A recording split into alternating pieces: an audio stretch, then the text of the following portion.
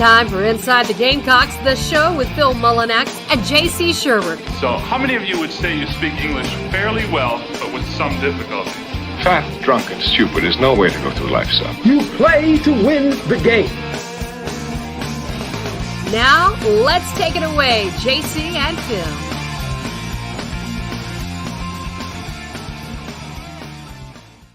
Welcome in to Inside the Gamecocks, the show. I am J.C. Sherbert along with Phil Mullinax. Happy Monday, everyone. Kind of nice to be here on a Monday. And we won. There was a big win. Yeah, Carolina sort of got up off the mat a little bit second half and blew Charlotte away 56-20. They did hang half 100 on the 49ers, outscoring them 36-6. Kind of a precarious second half or first half, Phil. It kind of looked like some of the same old. I think a lot of people were kind of worried about the defense, obviously, in that first half. But I thought that side of the ball responded really well in the second. And I'll say this about the offense. I think, because people say, well, what does this mean? They're always looking for meaning. And trust me, I am too. Here's what it means. I think it just backs up what I've said last week. And credit to Chris Phillips from the Spurs Up show. He kind of took that quote and put it out there, gave me some props. I'll always appreciate that from our guests that do other shows. Where I think, Phil, we know enough about this offense now and the system through how many games? 4 plus 17 games. Yeah. That when South Carolina cannot be stopped from running the football, they go up and down the field. I mean, and then that's kind of football 101, right? Yeah. Very few teams can just go out and run at will and not have a good game offensively because it sets up everything else. All that said, discussions about the OC, the game plan, whatever. I thought, there's always a couple of schools of thought when you come into games like this. The first school is do exactly what Carolina did, which apparently the head coach set that, Shane Beamer, and said, we'll run it 40 times. They ran it exactly 40 times. And that's one school of thought. The other school of thought is let's go out here and, throw everything at them and make everybody else think moving forward. Let's work on things. And, I thought Carolina got better. I really did. Offensively, it's just great, Phil, to see Marshawn Lloyd have that kind of game. Yeah. The game you knew he, had in him, but we just hadn't seen it yet. Yeah, just all the optics of it, being a lesser opponent and all of that, I think don't really matter at this point. You just got to, like we were discussing, these are your get right games. So okay, you got your running game right. You made some pre-half adjustments it looked like on defense, and everything turned out your way.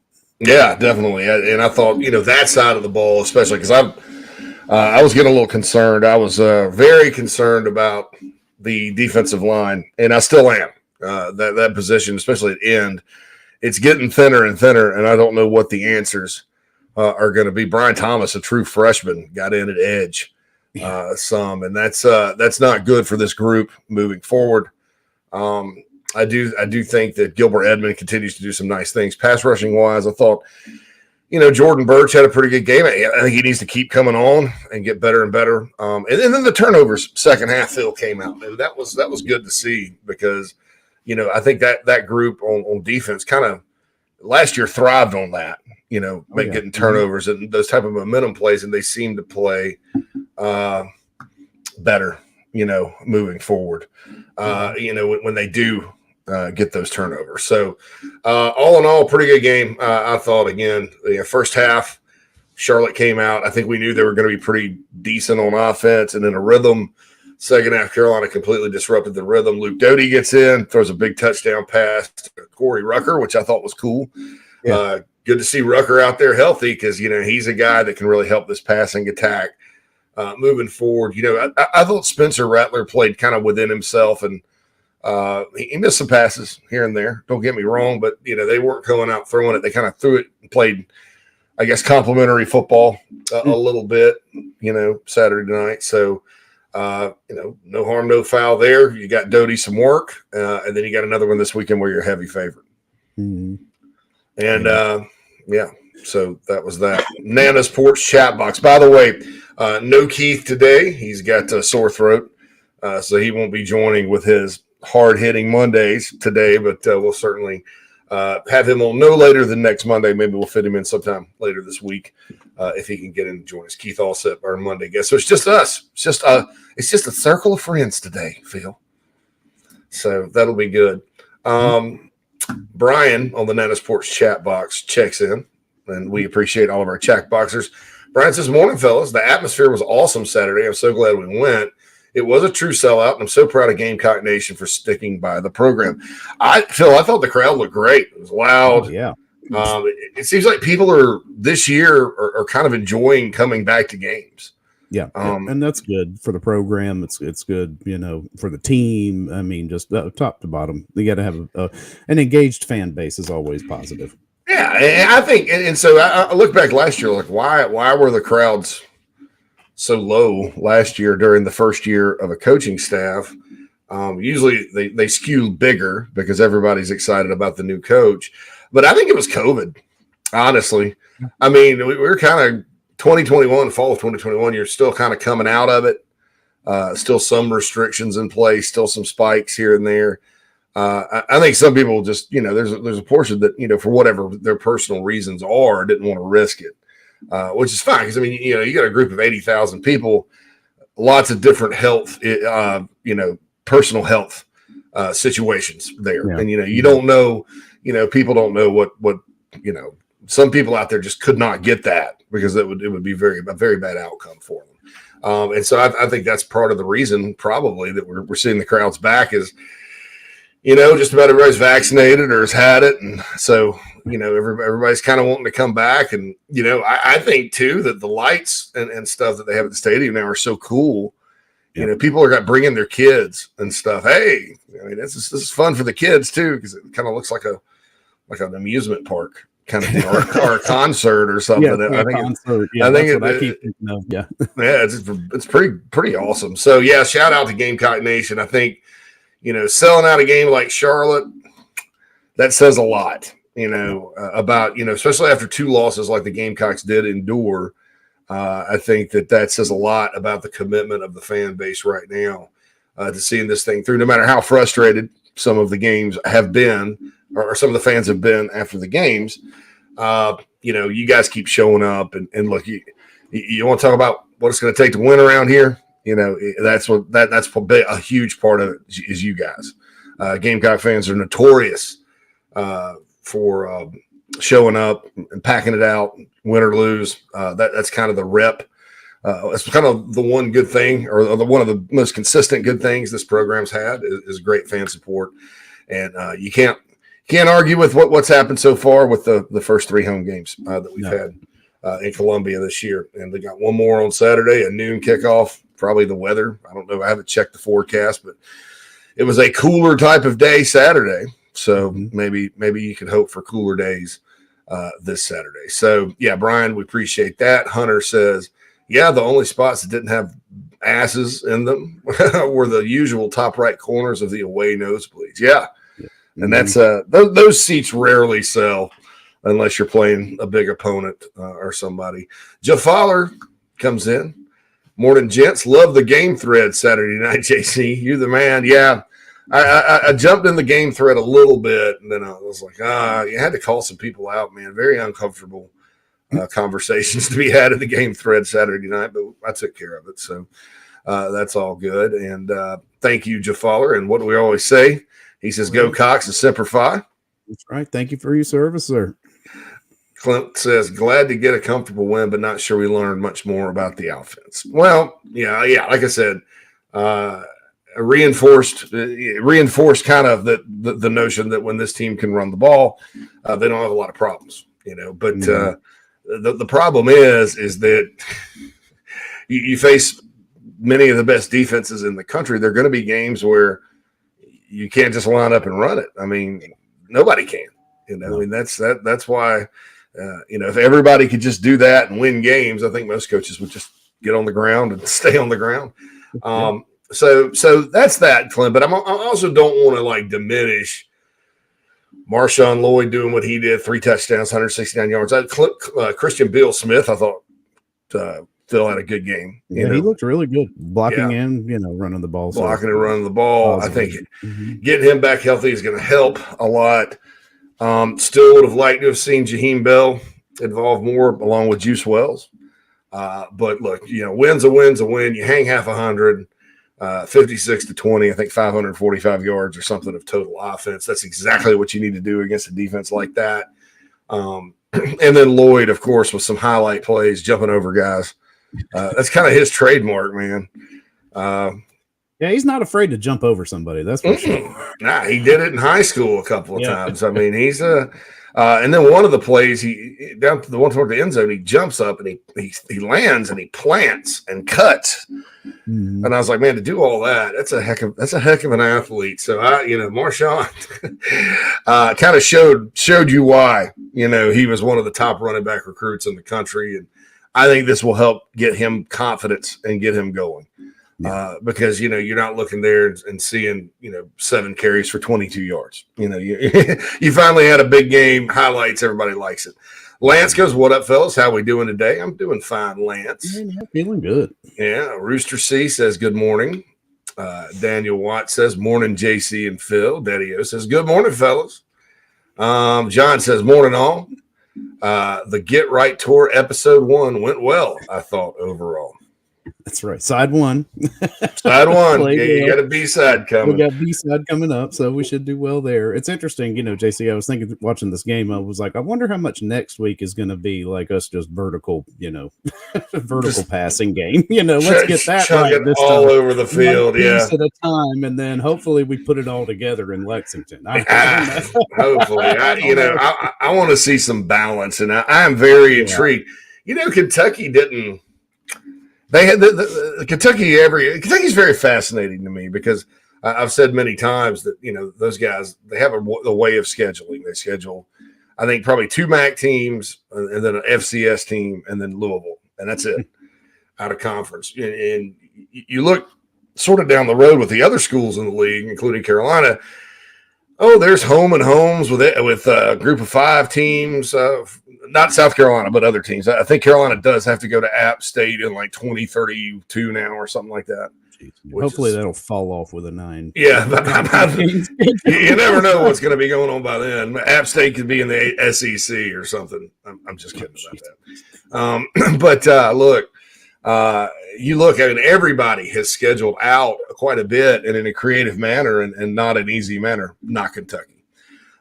So I say that to say they have 1 game a year usually. Last year it was Chattanooga, where they don't show up against one of the cupcakes and they struggle to win. And that happened against Northern Illinois on Saturday. Kentucky, I think, squeaked by a touchdown. Yeah, gave them a bit of a scare, man, against those guys. And so I'm very interested to see what they do against Ole Miss this weekend. I think that's going to tell us a lot about who Kentucky really is. Because I don't, that Florida game. Florida is such a strange football team. It's a year 1 under a new coach. Yeah, they're down. It doesn't look consistent. Yeah, it's not. I mean, like Anthony Richardson goes off on Saturday against a Tennessee defense that I have questions about still. But he did well and played in a loud Neyland Stadium. And Gators, came back after falling behind 17 and lost by 5. But I don't. My point is about Kentucky. I don't know how much that win at Florida. It's either a great win and we don't know yet, or it's not such a great win and we don't know it yet because it's just hard to tell. John is one of our Pacific Northwesterners that join us each and every day. So is Xavier. Morning from Twist, Washington this morning, fellas. Good win and keep building. Go Cox. Will says they needed that kind of game on Saturday. Do it again this week. Daniel goes, Dad, glad to see the run game come to life. Agreed. Doc Graybeard says, what's up? 76 Gamecock says, morning. Craig says, morning, my dudes. Morning, my Craig. Dudes. The Krager. Doc says, a much-needed win. Have some concerns and still watching our upcoming opponents after watching our upcoming opponents play this weekend. Yeah. Who was the one that got me was A&M in Arkansas. Oh my gosh! I could not believe. I mean, Arkansas got off such a fast start, and I've sort of been hyping them and praising them. And A&M's defense tightened up, and they did what they had to do to win the football game. Some mistakes by the Hogs in that one.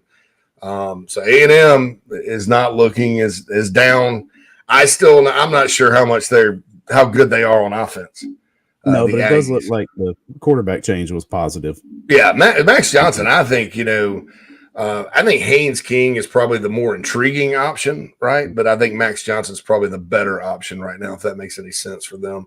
Kind of a solidifying quarterback. At LSU, I thought it was one of those things where, I never understood why Max Johnson wasn't the starter the entire time down there. Go Tigers. Go Tigers. Doc Graybeard said fans showed out. My ears are still ringing. That's good. Mm-hmm. As for the worrisome, the injured defensive end position, maybe slide Brad Johnson back there for some downs just to help with depth. I don't think it's a terrible idea. But Brad's moved around so much in his career with the Gamecocks. I mean, do you really want to move him again? I mean, is that fair to that kid? And it does look like he's playing better out of the linebacker position that if I were them, I'd maybe go to a bigger look, maybe, and maybe slide a TJ. Even though TJ Sanders is 315 pounds, he's that tall, lean, lanky guy. Maybe slide him out. I don't know. I don't know the answer. There's not a lot of answers there at all. Bam Martin Scott is a player that they've talked about using some at edge or something, but they're going to have to get a little bit creative there, I think, with it. Maine says, "What do you think of Lloyd's physicality on Saturday? Seems like he's finally able to break some tackles." Phil, I thought he ran fine, but I've never bought into he's not a physical running back. I think he's been out there trying to make plays when there hadn't been a lot of room, and it maybe comes across like he's trying to bounce it out every time. Yeah, I think this is what you get. Yeah, this is the result of actually giving him a little bit more room to run. Yeah, at the point of attack. It's like you're giving him some positive ability, and he's taking off with it. Just I'm sorry, I got distracted by an email, but Marshall played a hell of a game. We all do. We all do these days. I'll get text and be like, what in the world? What in the world? Doc says the free rushers coming at our quarterback is a real problem. We're going to see much better players ahead. That's true. You gotta protect and shore it up. I mean, it looks like it gets a little better every week. Now a lot of that's opponent, but I mean they had some lineup. I think who was it? Ja'Kai Moore, I guess, played the whole game on Saturday, along with Wanamaker. So that, Ja'Kai and Wanamaker, I don't know that that's a bad lineup. I think those two actually, when they've been in and been healthy, and Ja'Kai hasn't been healthy, but Tyshawn has, they've played well. And I think, you give them an advantage for having these two games being the ones they get to start and play the most in, build up confidence, and then you can use them, going forward. I don't see why you wouldn't at this point from the way the play has been. Yeah, exactly. Saunders says, I wonder if Hurricane Ian will pose any problem for Saturday's games. I doubt it. I know Scott Strickland, the AD at Florida, was tweeting about it earlier. That's talking to some folks in Florida. Those are they're concerned down there. I don't know if it'll reach up to South Carolina or not, but hopefully not, because how many games have been canceled around here for various weather reasons. You had to move one to Baton Rouge in 2015. 2018, the Marshall game gets canceled, and the Gamecocks have to play Akron at the end. But it's almost like every other year, right? I mean, another move to a Sunday. Yeah, 2016, Georgia got moved to Sunday, so I don't know. I always thought you should play football in the rain or the snow or whatever. Just maybe not if there's like a hurricane. Obviously you don't play in a hurricane, but that's shoot. I mean, that's football. That's part of it. So hopefully there's no all that. So, all right. So here we go. Nana Sports chat box. Oh man, I lost my place here.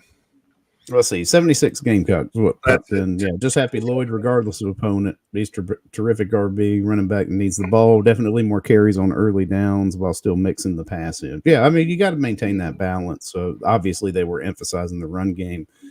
The first drive had me a little concerned that we were going to see that same old script we've been looking at: run, pass. Yeah. Run. But then the second drive was a lot more balanced, and you know what? Produced a touchdown as opposed to just a field goal. So maybe they'll look at that. Yeah, no doubt about it. I was a little concerned about that too. The whole first half, really, it was just like, second half though. If they're not stopping you, you may as well continue to run. I mean, I get it. Yeah, I didn't mind it in the second half. It was just like the first was where it was concerning, but yeah. Gotta love soggy, wet Tiger game day. Yeah, game day is going to be in Clemson for NC State and Clemson. That was a heck of a back and forth ball game between the Tigers and Wake. 51-45. I mean, it looked for a while there like Clemson was not going to win that game, but they did. Yeah. And they're all, their fans are sitting there wondering why the defense didn't play it as well. They had a lot of injuries in the secondary. I'm not saying their defense has been as good as advertised at all this year, but I think it's going to be interesting to see Clemson play an NC State team that I think physically on defense, you kind of look at their players. They got players. I mean, big guys that can run. Should be interesting to see what happens in Death Valley Saturday night, but that's going to be interesting. So, Easy the GOAT says, "Morning, fellas. It's time to change the bus narrative on Birch. Kid's playing his butt off. Light bulb's starting to come on. Not many people talking about his play. I think he is. I mean, I think there's sometimes he gets sucked inside. Sometimes he's probably not as physical as you'd like if you broke him down play to play. But that's I think sometimes when we see a guy that has 5 stars by his name as a recruit, or even a guy that's supposed to be talented enough to make all conference like Birch is, you kind of expect perfection. And so you forget about the 8 plays he did right and you focus on the 2 he didn't do. I'm not a fan of evaluating guys that way, but some folks do. But you're right, Easy. He's playing well, and they're going to need him to continue to come on. Clint says there will be a lot more vertically in the passing game Saturday. We'll see. I'm tired of watching the ball go sideways out of Rattler's hand. It's a little frustrating. Hunter says, I think the Kentucky game can be a close one. They don't look good as everyone hyped them up to be. Yeah, I'd also beware of that, though, because last year, the week before they come to Columbia, they almost lost to Chattanooga. I think Lorenzo Ward is Chattanooga's defensive coordinator, too, for those of you that are keeping score at home. The Chattanooga offense, I think, rolled up 400 yards, and they couldn't stop them from running. There was a kid from South Carolina actually running the ball for Chattanooga. And then the next week, you saw what happened. They completely shut down Carolina's run game. They outrushed the Gamecocks 224-40. There was one good offensive drive, and then a whole lot of miscues after Kentucky turnovers. So we'll see. I mean, I think it is positive that they probably don't look great in every game. We'll see what happens against Ole Miss, but I've seen that before out of Kentucky. They'll have that one game where they're all scratching their heads against a cupcake, and then it's a different story. So Easy says Florida's 2 plays away from being 0-4. That's true. South Florida almost beat them, and Utah almost beat them 2 plays away. Doc says we need rain badly, but come on Sunday. Should we do a rain dance? Try to. I'll get that little Mary McCheese figurine, and I'll rub its head with essential oils, and I don't know. Whatever. Just put a bubble over the game and then let it rain afterward, before and after the game. Yeah. Clint says maybe let Hemingway slide out and play some D end. I would probably think about that seriously. Tonka's playing pretty well on the interior, but you can kind of justify it if you have you could get more snaps for Sanders and Barrett. I think if you do that, and Webb's fine out there. for now. But I wouldn't mind. They probably need to do something. And Tonka's big and strong enough to really set the edge. I think is he a one of those pass rushing gurus out there? And I don't know. I think he's 300 pounds, but I would think about that. Chris says brutal way to lose by Missouri. Yeah. Man, they had it, and they missed a 26-yard field goal, and then it just that was an ugly game right. between Auburn and Mizzou, and Auburn wins and survives, and then there's a poll on I think our Auburn board that says what game will get Harsin fired. But by the way, speaking of fired, Jeff Collins out at Georgia Tech along with their AD Todd Stansberry. They're cleaning house there. We do have a poll question up today on thebigspur.com and also on Twitter. It's kind of a topical thing about scheduling. So the Gamecocks most years, not all years, most years schedule an in-state FCS team, or they schedule like Coastal. That's the only other category because they're FBS, but Group of 5. So the question is, South Carolina schedules in-state FCS programs or FBS level Coastal nearly every season. Is that something you like? And the 4 options are: yes, keep the money in state; no, I'd like to see better variety; yes, but stop playing triple option teams like, i.e., what Wofford used to be or what the Citadel is. Those teams. And then the last one was I don't care. I don't care is like second in the poll on the Big Spur. Yes, but stop the triple option. That's 48% so far of the respondents. And you can go vote with that on Twitter. Right now, Twitter is yes, but no triple option. And yes, 70% combined with that. I do not care is last. So the people on Twitter care more about the people than the people on the Big Spur. So we'll see kind of what happens there. That's today's poll question. All right, more chat box coming up. We got the iHelp Consulting mailbag we're going to peek into after this as we continue to, interact with you guys on a Monday. I'm having little like brain things right now. I'm like, I don't know. I don't know what's wrong with me. It's probably I got a case of the Mondays, right? Yeah. So anyway, right. So Phil, JC, we'll be back after these messages on. Just as your State Farm agent combines good neighbor service with surprisingly great rates, you can combine your home, auto, life, or small business insurance with Tony Pope State Farm Insurance today. And guess what you'll get? That's right, even more good neighbor service with surprisingly great rates. In fact, Tony Pope State Farm is your go-to agent anywhere in South Carolina, North Carolina, or Georgia for the service you deserve at the price you want. So try combining your home, life, auto, and or small business insurance today. Tony Pope State Farm has been in business for more than 30 years and can handle anything you need in the tri-state area. Once again, Tony Pope State Farm will help you mix and match perfectly. Call 843-851-2222 or visit TonyPope.com today. Like a good neighbor, State Farm is there. If you're a listener, I feel strongly that if you're in the upstate and are in need of real estate services, Cindy Searfoss is your go-to person.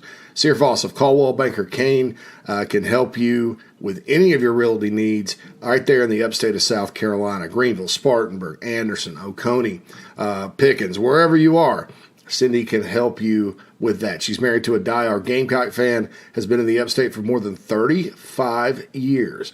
Right there in my hometown of Spartanburg, Daniel Morgan Avenue. Contact Cindy, 864-414-5271, or email csearfoss, CSEARFOSS, at cbcaine.com, CBCAINE. That's Cindy Searfoss, a proud sponsor of the Inside the Gamecocks podcast.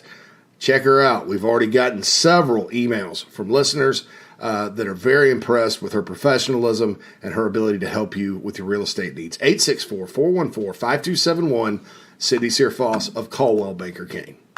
If you're looking to sell or buy multifamily property right here in South Carolina, the Burgesson team of RE/MAX at the Lake can help you get to closing fast and easy. Adam and Derek Burgesson both are very proud Gamecocks and are more than happy to assist you with any of your commercial real estate needs all across the state. You can email Adam at aburgesson@remax.net. That's ABERGESON at remax.net to get your next deal underway. The Burgesson team, proud sponsors of Inside the Gamecocks. Family vacations, a new car, a new boat, all cost money, but you don't necessarily have to make more to afford any of that if you can save cash that's flying out the window now. iHelp Consulting can help you finally get the kids to Disney World, upgrade the minivan, or drop that new boat in the water next summer. Let Daniel and iHelp Consulting consult with you. No fees, just savings. You pay them a percentage of those savings. Save on essential services, credit card fees, you name it. Let them find it. These folks are incredible.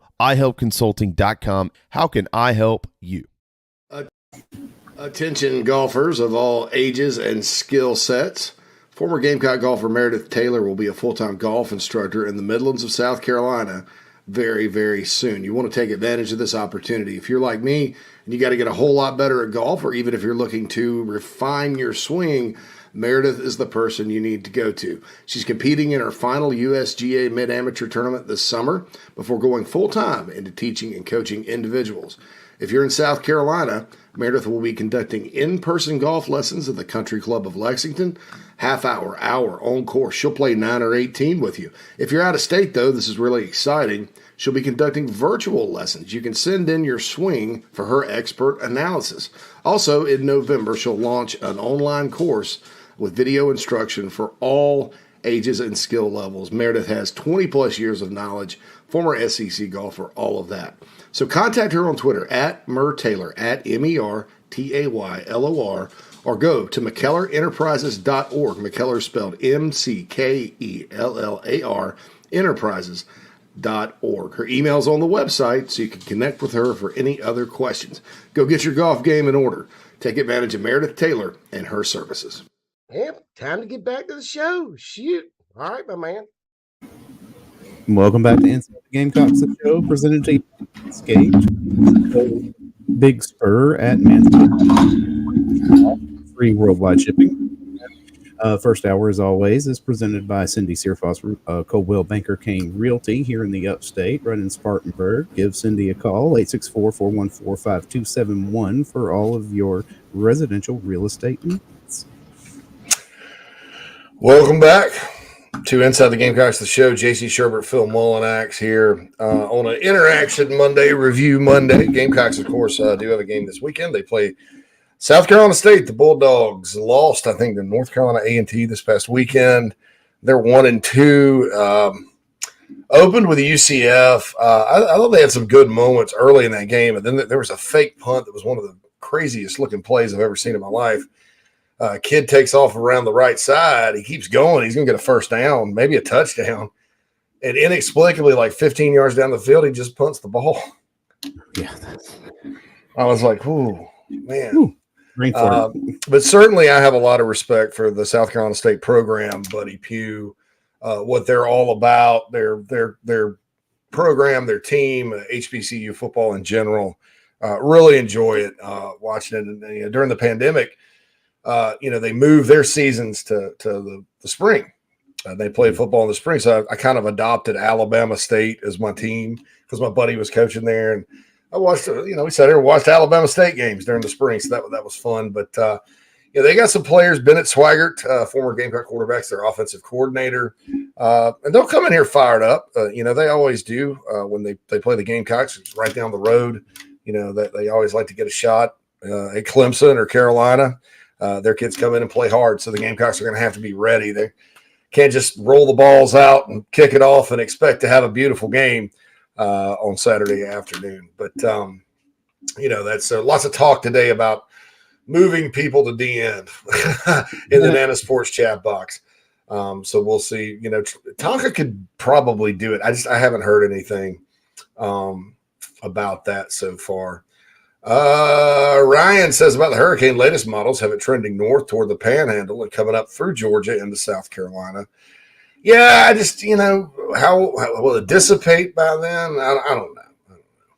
You just got to wonder how strong it'll be being, not coming in from the Atlantic side, but coming in from the Gulf. I mean, put up some neurological stuff, air pressure, and air pressure and stuff like that. I don't know that I'd be like terrible at that, but we had a friend who took perpetual weather and climate in college, didn't we? Maybe we can give him a call.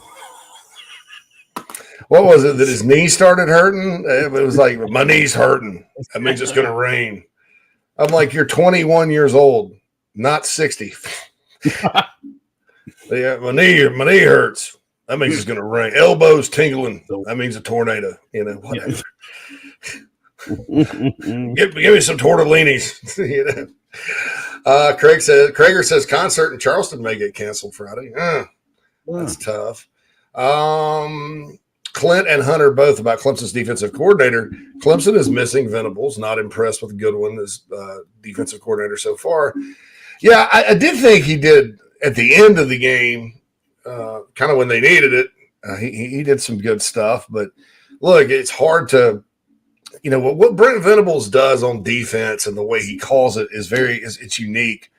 It's almost like Steve Spurrier calling it on offense. I don't know if we'll look back and consider Brent Venables one of the best defensive play callers in the history of the game, but he lets the play clock go down. He's reading the D. He does it all in like a split, second.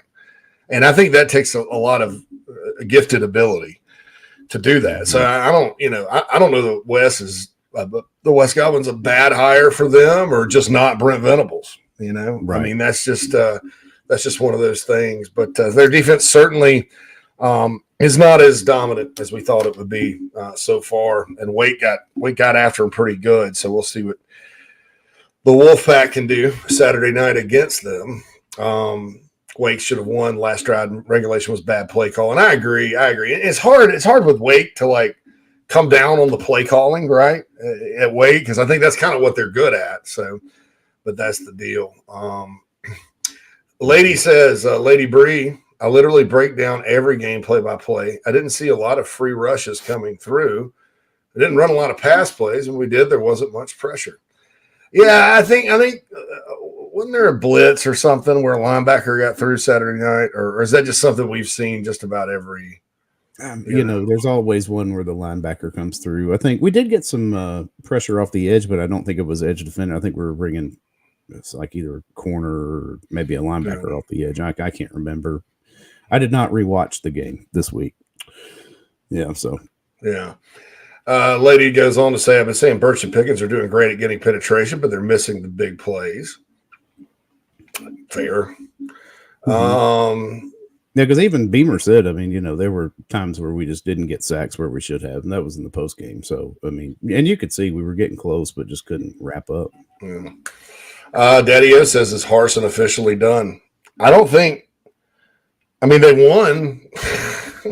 It's like the clock is ticking, right? And look, Georgia Tech, I hate that Jeff Collins got – Georgia Tech had a pretty spirited outing against UCF. They lost, but, still – I thought they played a lot better and looked a lot better, but just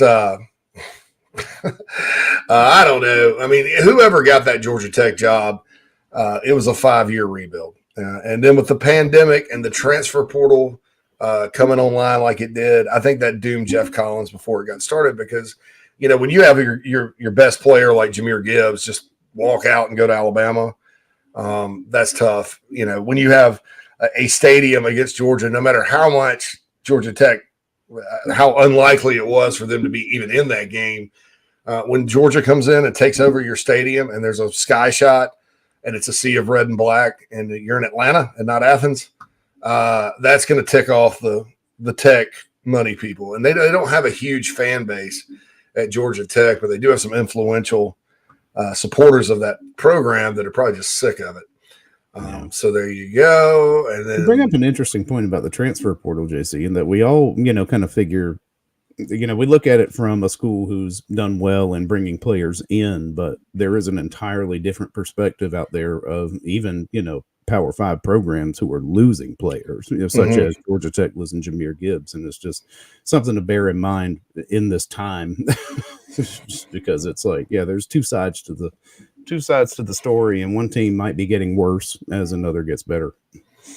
Arkansas, lost a lot of players in the portal, and then brought in a lot of players through the portal this year. And I thought they were kind of interesting with what they did, because I think obviously there's some guys they got that helped them, and obviously there's some guys they sort of maybe missed that went elsewhere, and they're an interesting case study. South Carolina hadn't been really hit by a bunch of transfer portal departures. No. You had the guys that opted out when Muschamp first got fired, and then, you've had some guys leave and go elsewhere, but not to the extent of some schools. So the Gamecocks have been fortunate. I think people talk about culture, Phil. These days, that's kind of what that means. You need to have a place where kids like to be there and enjoy it. And South Carolina's that type of place. I mean, you talk to the players, they love being at South Carolina. The recruits love being at South. So that's I think that's when you talk about culture, that's what's important. Sugar Ray, good morning, JC and Phil. Interesting trend regarding the hangover effect of playing the Gamecocks. Arkansas, Missouri State, and UGA, Kent State. Thus far, we do seem to get most teams' best shot. Thoughts? Well, you're going to get Georgia's best shot because it's the first SEC road game, and you're going to get Arkansas's best shot because it's the SEC opener in Fayetteville. And so I get it. I thought Arkansas, Missouri State was a situation where Arkansas came out flat, made some mistakes, and Petrino was dialed in as a play caller, and they jumped up on them, and then Arkansas woke up and dominated the game. Georgia, Kent State, Phil, surprised me. Right. The spread was 44.5. So I took Kent State because that's just a lot of points. And, you look at what Georgia did against Samford. They got up 30-0 and shut it down in the second half. But I'll say this, the guy that coaches Kent State, Sean Lewis, and they played a bunch of good teams. I mean, they played some good teams this year and lost. They played Oklahoma. I know they played Georgia, and they played somebody else that's good. But that guy can coach. I mean, he's a Chicago guy. He played at named Sean Lewis, Chicago native. He played at Wisconsin. I thought Illinois should have hired him over Brett Bielema. Young guy, dynamic offense. You watch that. That'll be one of the. He probably will be the next good coach coming out of the MAC. And they did well. They didn't have a whole lot of yards. The turnovers finally got to Georgia, and then Carolina the second half Saturday started getting them.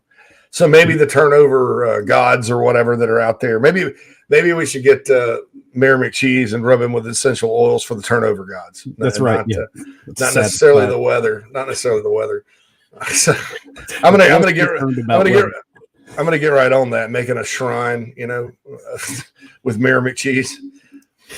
Put him in the slot. Make like 3 or 4 different shrines. Put him in the slot that we need that week. Yeah, here we go. You get some of Jabu. I get some of Jabu's rum. You drink Jabu's rum. It is bad, very bad. To quote Major League. Colin says, I see 5 wins with Missouri and Vandy being the others. We'll need an upset somewhere for the 6th. I don't know. I mean, Colin, teams change. I'll say this. There's no reason why Carolina can't compete and win some of those other games. I mean, Kentucky, A&M, Clemson, Tennessee. They've probably to date played better. But are they better? I mean, are they a team that, it's impossible for the Gamecocks to defeat? No. So I don't know. I'm not going to concede anything right now. But at the same time, do we know that the offense has been fixed? No, we don't.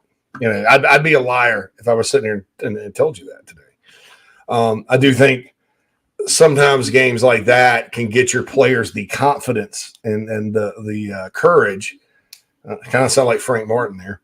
The courage to go out and have a good game against another team because they've done it. When you're getting shut down all year, it's like a bad play happens, it can snowball. It's a here we go again thing. But if you have a big game, you're coming off a big game where things finally clicked. Hopefully 2 of them. Sometimes your kids, your players, they don't realize, it's almost like they don't realize, oh, we're playing a much better team. And they just keep playing because they're in rhythm and locked in and know what works and kind of, all that. So we'll see. Doc says Vandy isn't a penciled in win. The Bama game was just a bad match, but they've played better. Yeah, they have, and Bama's a tough matchup for anybody. No, yeah. And Hunter says Vandy always plays us tight. Yeah, last year. That game in Nashville is not a given. They're going to beat somebody this year. They're too good on offense at times with their quarterback. I think he's still playing. And they'll beat somebody. So if South Carolina, and they're not going to be, I'm telling you, of all the teams on their schedule, they're not going to be afraid of South Carolina because they should have won that game last year. Yeah. And it's up there in November after some big games, before some big games. I mean, you got to kind of be, you wait. This show that week will be full of warning signs. Yeah, right. A red light, like flashing light, warning. Danger. Yeah, and so there we go. And Lady Bree says, he says, I see the potential for more than 6. It's all about Lexington. We'll know then. Until then, be patient with the process and think positive thoughts. Energy matters, y'all. Of course.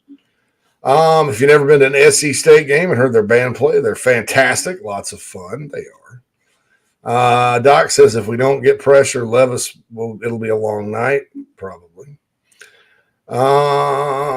Here we go. Blah, blah, blah, blah. Collins says Clemson finally dropped their safeties. Baffled me Godwin didn't do it earlier. Just let their corners get toasted for 3.5 quarters. Krager, Deion Sanders to Georgia Tech. If I am Georgia Tech, you're looking at this and saying you can go one of two ways, right? You hired Jeff Collins, who was essentially a recruiter, had some good run at Mississippi State and at Florida under Mullen. And then, he kind of got in the Temple Owls football training program because they had like a streak there, like Golden and Matt Rule. And then Jeff Collins, they're all getting jobs. Manny Diaz had that job for like a couple of days. And, but so Jeff Collins, Atlanta native, hired a staff that was familiar with Tech. The idea was to go recruit, and then the portal, of course, got him. And I just don't think he ever had the players to go out and compete. And I don't think that, when you look at how they were coached and kind of their plan, I don't know that plan will help you overcome talent deficiencies. And so what I think you're looking at is, okay, do we go the Deion Sanders route, give him tons of cash to go, or enough, however much cash Georgia Tech has now, and get him good coordinators? I think he's got good coordinators at Jackson State. Deion Sanders, obviously, in the history of Atlanta sports, his name means something. I mean, the guy returned a kickoff for a touchdown for the Falcons and hit a home run for the Braves, I think, in the same day. Yeah, he's an icon. Yeah, he's an icon. So do you do that and say, we're going to be the house that Deion built, which you kind of did last time? Now, that's not Deion Sanders. Jeff Collins is not Deion Sanders, but you kind of went the recruiting route last time. Or do you go get somebody that's sort of, good and stable? Do you go get Sean Lewis from Kent? Do you go and say, okay, we have to be, while we're building this thing, a special prep on offense like we were under Paul Johnson, but we can't go run what Paul Johnson wanted to run. So do you go and get Jamie Chadwell from Coastal? Is that the job where Chadwell lands? Because he kind of in the region, and mostly in the state of South Carolina, Chadwell's won at some very tough places. Charleston Southern, North Greenville, those aren't easy jobs. When you talk about South Carolina taking over Coastal for Joe Mowgli, that's not an easy thing to do. And I think with his recruiting connections and their ability to find players, recruiting may not be ranked in the top 25, but who cares? There are enough players in Georgia that you can go put something together and then go elsewhere and get guys, and you plug them into a system. I think we've all seen Georgia Tech can win.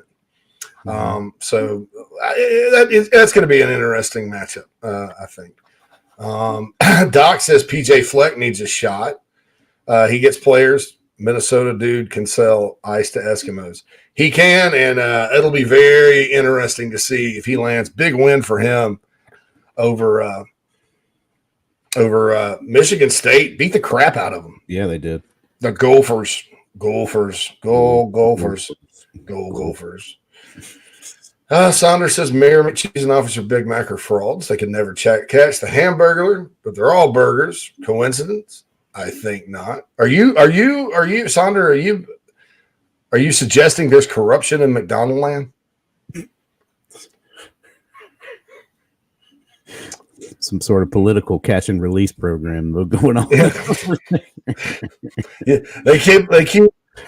There's no cash bail, so the Hamburglar just signs himself out and goes Right. Robble. Rabble. That's all he ever said was Robble. What the hell was wrong with him? They need to cut McDonald's cheeseburgers, man. a McDonald movie where he speaks like a sentence for the first time. I don't know. Saunders says Tech would have to lower their academic standards for Dion to succeed. I think they need to really kind of take a look at how hard is it, to get into Georgia Tech. Really. I mean, I know they sort of have a program called management that they kind of funnel their athletes into, because the other degrees you get from there are like ridiculously hard. You can't go to Georgia Tech and get a history degree, right? And that's not hard. I mean, I love history. I'd probably go back and get a history degree just for fun right now. But they don't have like an education deal, like where you can go be a teacher or anything like that. So, I mean, it's all like nuclear physicist, nuclear physics, biomedical engineering. I mean, things that make my head explode. And so what are they doing athletically to get guys in? Because they haven't always had these insane standards down there. I mean, they've had players that have come through there so I don't know. Go in there like Lou Holtz at Notre Dame and just be like, listen, we got to ease it up if you want to have a program. Yeah, exactly. Caddyshack Mondays, John Thompson says. He said, check me if I'm wrong, but if I go out and kill all the golfers and they're going to lock me away and throw away the key, Carl. Sugar Ray says, with Jordan Birch's temperament, could you see him play tight end on the next level? He doesn't seem to have the mean streak needed for DN. I'd give him a chance, Sugar Ray. Just wait. He's flaying a lot tougher than he did, and he seems to get better every week. So we'll see what happens. Will says, I think Fleck would hold out for a better job than Georgia Tech. And look, you're also talking about money. Minnesota's a Big Ten school. They have money. Georgia Tech is not going to pay PJ Fleck what it takes to get him there, because he's going to need over and above what Minnesota. There may be a buyout. I think Row the Boat's next job will be somewhere really that's a clear step up from Minnesota. I could see, an SEC gig with him. I could see another Nebraska job, maybe. The Nebraska. If I had to. Nebraska, I mean, that would be an intriguing fit for him, But Phil, I don't know who's going to take that gig. I don't either. I'm just like, man, that's after your golden boy Scott Frost comes in and goes 19 games below 500. That's a tough sell to somebody else. Yeah, you're going to need year commitment. So you're going to need we're going to be. This is a 5-year rebuild kind of deal, and because you're going to have to make the program yours, whoever goes there. Yeah, it is interesting. Jared says, would Florida State fire Mike Norvell to block Georgia Tech from hiring Dion? Jared, that's the old Kirby Smart thing, right? I don't think so. They're very happy with Mike Norvell right now. They're winning again. And I thought they're whenever Boston College. Wow, they're bad. Yeah. I just think that if Norvell was sitting at 2-2 or something like that, then maybe that would be something. But I just can't see FSU doing it. Doc points out Fleck lives in Minnesota versus Atlanta. Yeah, he's a good coach. I don't know, man. I never really enjoyed I never really liked living in Atlanta. I like Atlanta. I like going. I like the teams. But I lived there twice now. I don't think I'll ever live there again unless it just calls for it. Krager says, let Nebraska take Mark Stoops. Yeah, I don't see that. If you were Mark Stoops, would you go to Nebraska? I wouldn't. Well, I probably wouldn't either. I think Iowa, where he went to school, and his brothers went to school, that could be something because it's the alma mater. But and now look, if it's hard right now too, though, because the Big Ten's going to do away with their divisions, I think. And so right now you're kind of looking at the Nebraska job versus Wisconsin and Minnesota and Purdue and Illinois and those teams in that Northwestern and by the way, Northwestern, they lost to Miami of Ohio. Jeez. Not having a good run here back on the home continent. Yeah, the home continent. America has not been kind to Northwestern University. But so if you looked at it from that standpoint, I think if you're Mark Stoops, path of least resistance, Nebraska's probably that because who are you trying to get by in that division? Basically, Wisconsin. Sometimes Iowa will cycle up and they're good, and Minnesota's a pain in people's butt right now. But Nebraska as a program is historically better, and so if you're not part of a division structure as what's going to happen when Southern Cal and UCLA join that league, then all of a sudden you're looking up at Ohio State and everybody else. And I think that's the issue with that job right now is that you don't know where you really your place, I guess, in the Big Ten. But I do think somebody like Mark Stoops, one of these guys that does a whole lot more with less, would be a perfect fit for the Huskers job. But we'll wait and see who they got, Sugar Ray says, I thought Bam Martin Scott and DeAndre Morton were pleasant surprises despite the competition. Yeah, DeAndre is going to be good. Yeah. A lot of upside there. And it's been good to see Bam Martin Scott, even though it's been late when he's got in the last 2 weeks, get in there and make plays. JUCO kid from was hurt last year, got there late, but from Fort Wayne, Indiana, originally, speaking of Big Ten country. I think he does a lot of good things naturally. So hopefully he keeps coming along because I agree with you. I thought he made one really good play against Georgia where he dissected it and came right up and stopped him in the backfield. So we'll see sort of what happens. See sort of what happens. So, all right, we got to roll. It's the top of the hour already, Phil. It is. We made it. All right. I Help Consulting mailbag coming up on the other side, plus more interaction on the chat box. And we'll continue to discuss the win over Charlotte. Gamecocks 56, Charlotte 20. That's largest scoring output of the Beamer era. All offense. I think for the first time, I'm trying to think if there was another. All right. So it's the first time since that Charleston Southern game where the Gamecocks beat them 72-10, where the Gamecocks kind of ran it up offensively. So that's good. It's always good to kind of get lathered up a little bit. And you start thinking about this, it's like, if this were game one, everybody would be like, yeah. Yeah. But it's not. It's game 4. So anyway, Phil and I will be back after these messages inside the Gamecocks show. If you're a listener, I feel strongly that if you're in the upstate and are in need of real estate services, Cindy Searfoss is your go-to person. Searfoss of Caldwell Banker Kane can help you with any of your realty needs right there in the upstate of South Carolina, Greenville, Spartanburg, Anderson, Oconee, Pickens, wherever you are. Cindy can help you with that. She's married to a diehard Gamecock fan, has been in the upstate for more than 35 years. Right there in my hometown of Spartanburg, Daniel Morgan Avenue. Contact Cindy, 864-414-5271, or email csearfoss, CSEARFOSS, at cbcaine.com, CBCAINE. That's Cindy Searfoss, a proud sponsor of the Inside the Gamecocks podcast.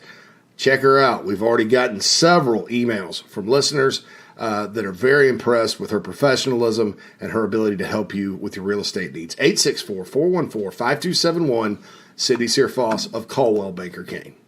If you're looking to sell or buy multifamily property right here in South Carolina, the Burgesson team of RE/MAX at the Lake can help you get to closing fast and easy. Adam and Derek Burgesson both are very proud Gamecocks and are more than happy to assist you with any of your commercial real estate needs all across the state. You can email Adam at aburgesson@remax.net. That's ABERGESON at remax.net to get your next deal underway. The Burgesson team, proud sponsors of Inside the Gamecocks.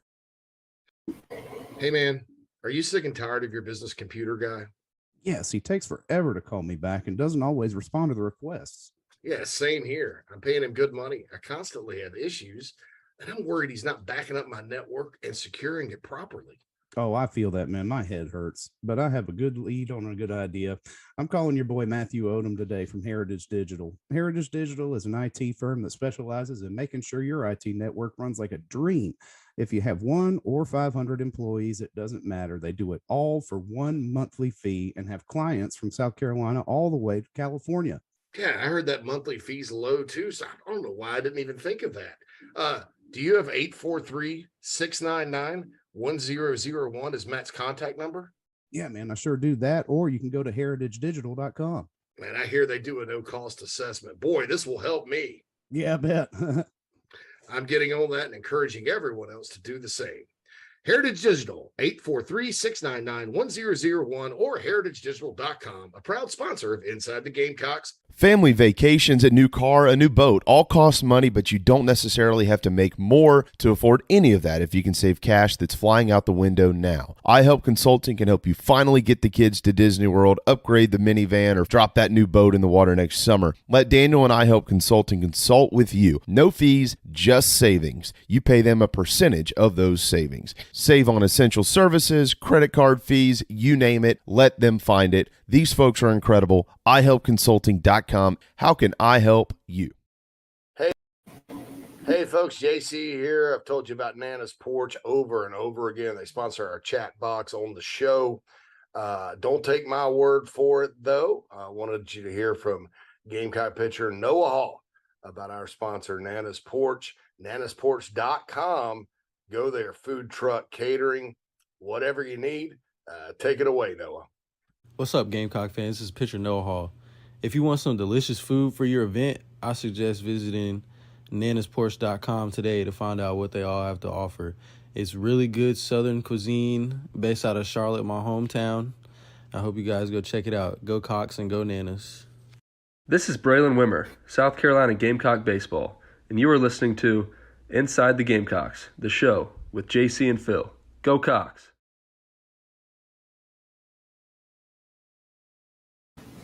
Thank you, Braylon. We appreciate that. And of course, the second hour of Inside the Gamecocks is brought to you by the Burgesson team at RE/MAX by the Lake.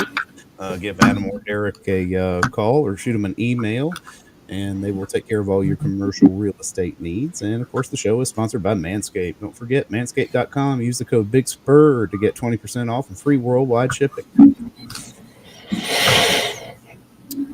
All right. Be sure to do that. Manscaped.com. 20% off. Code Big Spur. Free worldwide shipping. All that good stuff. We appreciate Manscaped and all of our sponsors. All right. The second hour, Inside the Gamecocks show. Phil Mullinax, JC Sherbert. Coming off of a win Saturday, 56-20. Gamecocks now 2-2 on the season. 0-2 in the SEC. South Carolina State this weekend. And then they go up to Kentucky. That game, the storm, speaking of storms, I think the clouds are circling and forming for that game to be really a gigantic deal in this early phase of the Beamer era at South Carolina. Kentucky is in the top 10. I think they're up to number 7 by now.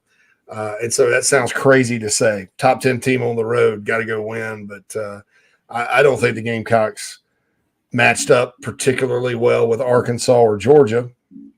I think the Gamecocks against Arkansas probably had more opportunity to go downfield. They just misfired on it a bunch.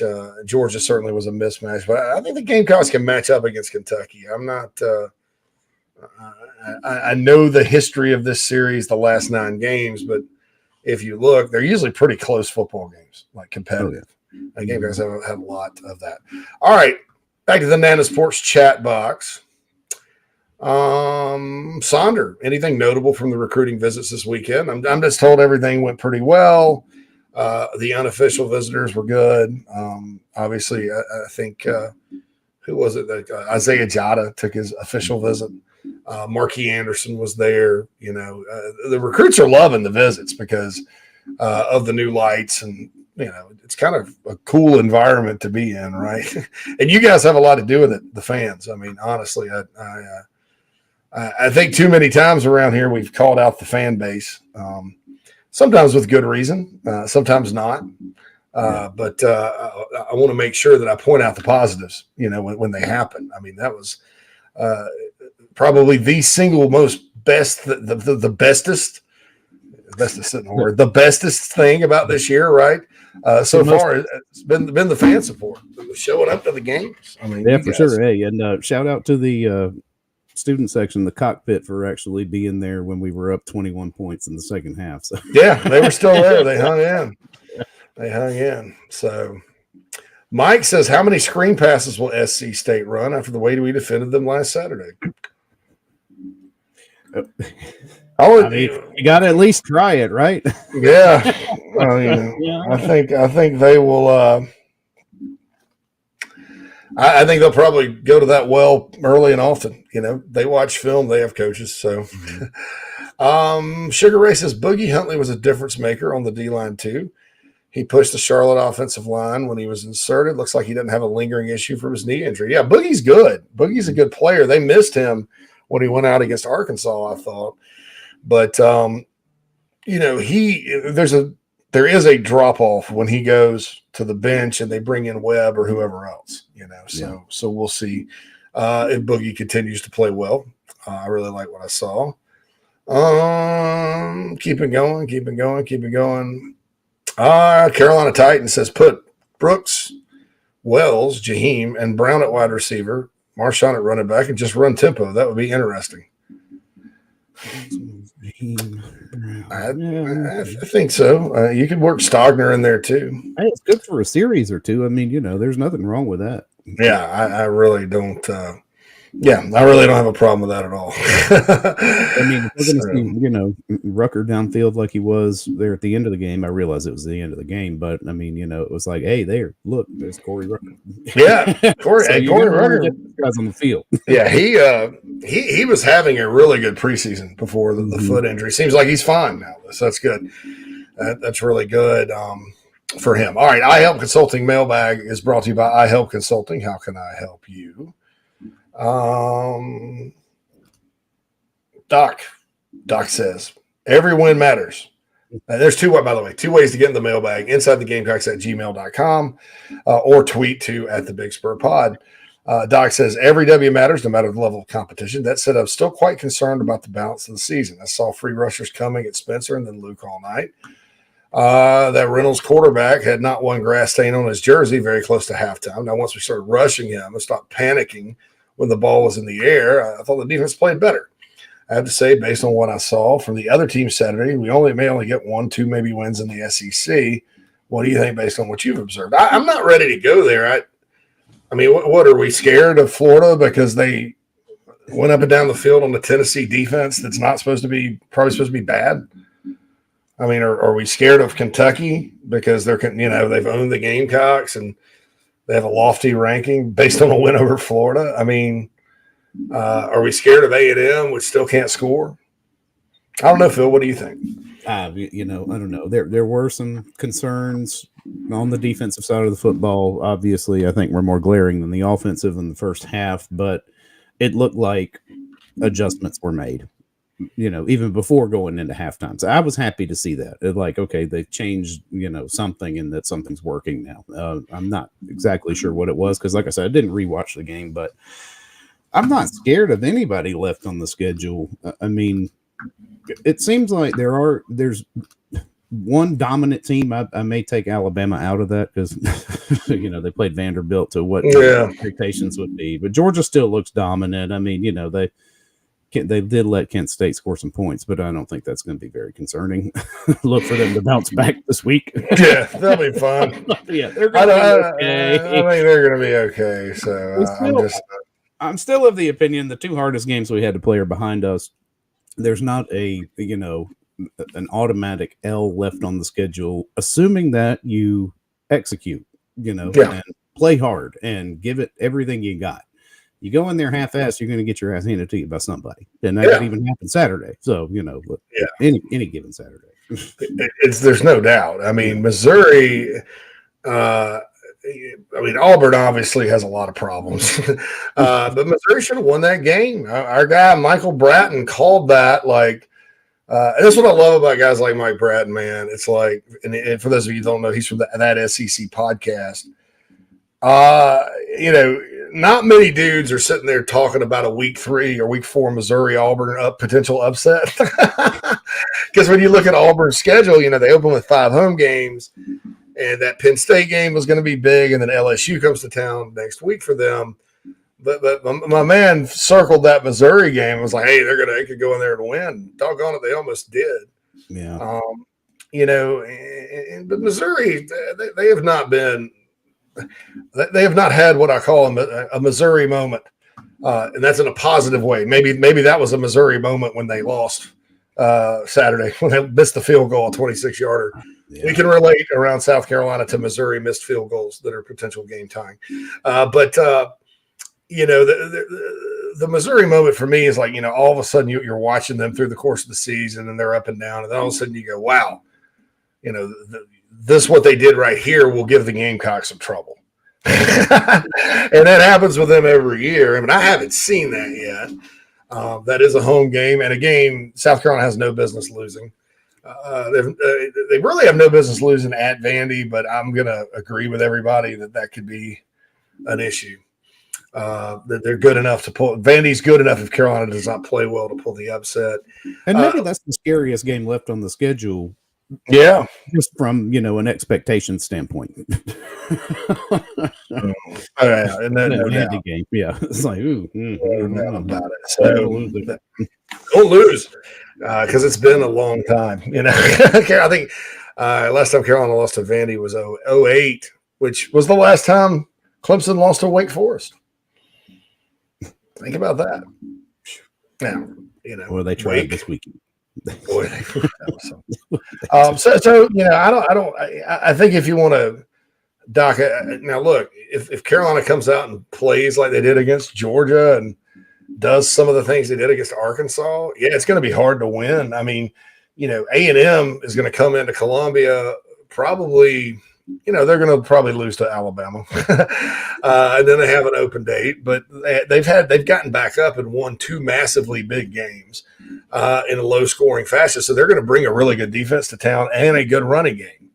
And then that's scary if you're South Carolina because you haven't moved the ball well against good defenses, and you can't stop the run, or you couldn't stop the run. You've struggled stopping the run. So, that's a recipe to come in and get a road win for the Aggies. That said, A&M doesn't seem to have the firepower they did last year. They're very, very pedestrian on offense, even with Max Johnson being kind of a solidifying force. I mean, they're going to be let's run it on you, run pro style and punt the ball and play field position type of team. And at home, you can beat a team like that.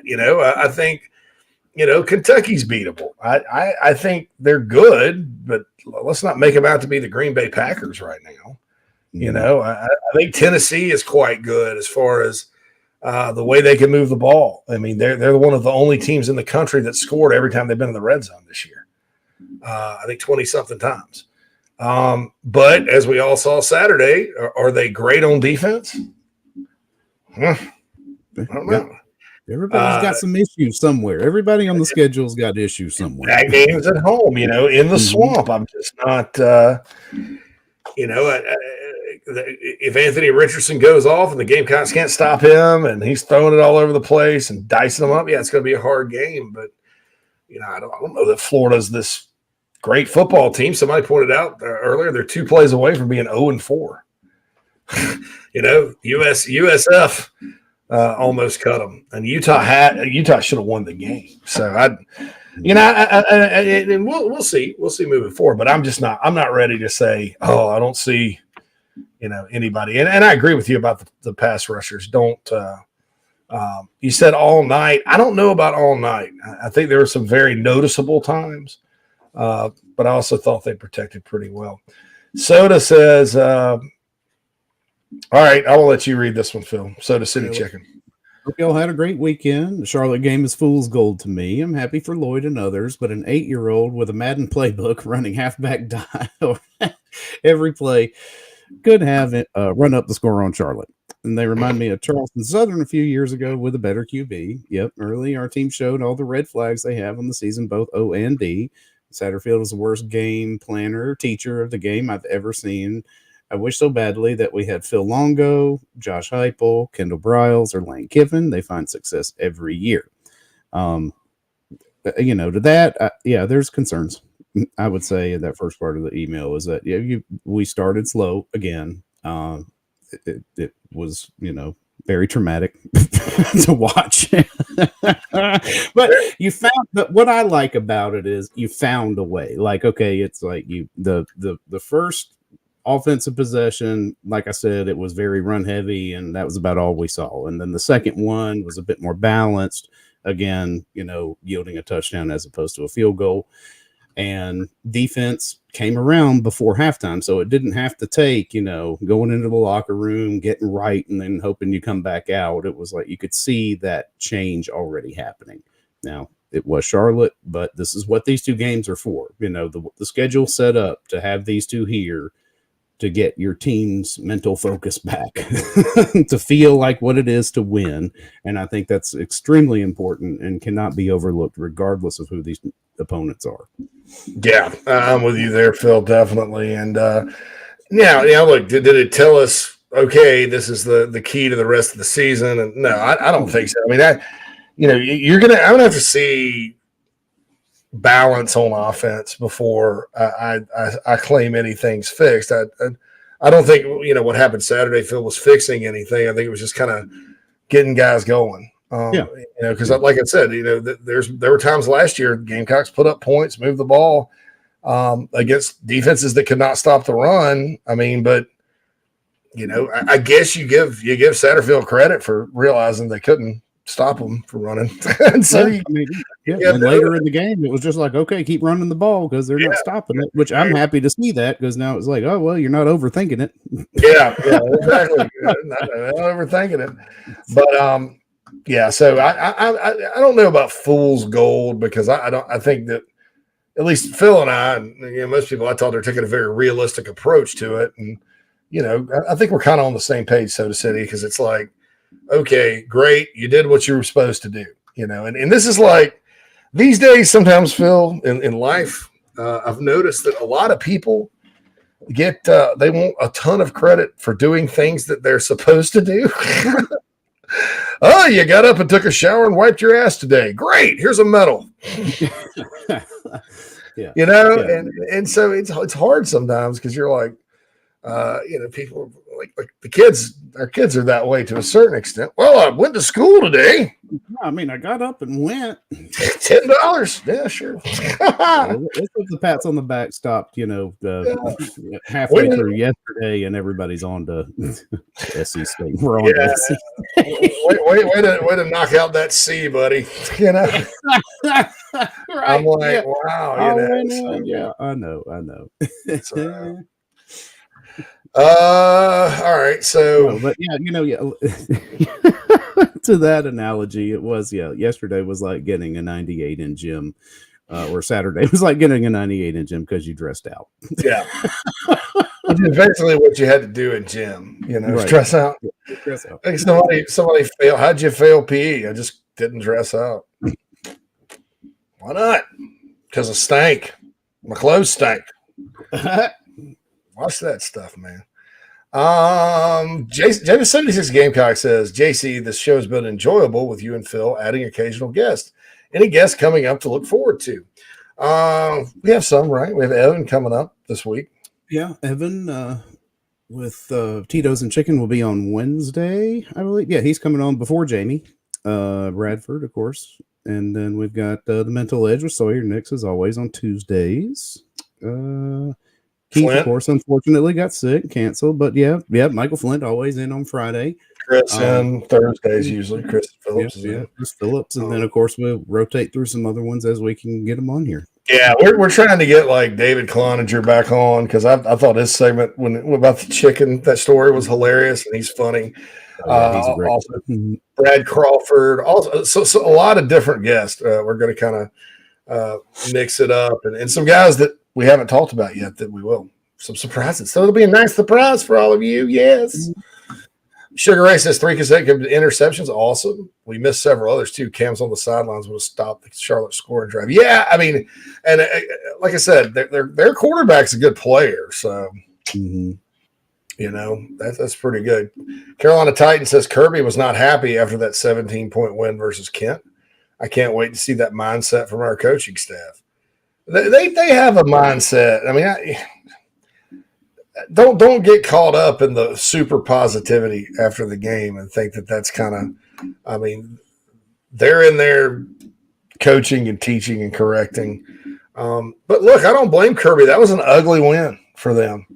I mean, they've been the most dominant team in the country through 3 weeks, and they go out there and sloppily turn the ball over and you know, let Kent get some things against their defense. And no, it wasn't a happy game for them.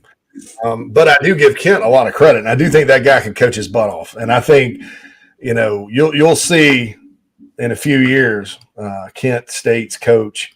And look, I think Illinois, just to be honest, should have hired him last year. I mean, that was kind of one of the – and nothing against Brett Bielema. I mean, he's, you know, a good coach and solid, but man, oh, man. I mean, I'm like, you know, this guy's from Chicago. I mean, he's got the recruiting chops.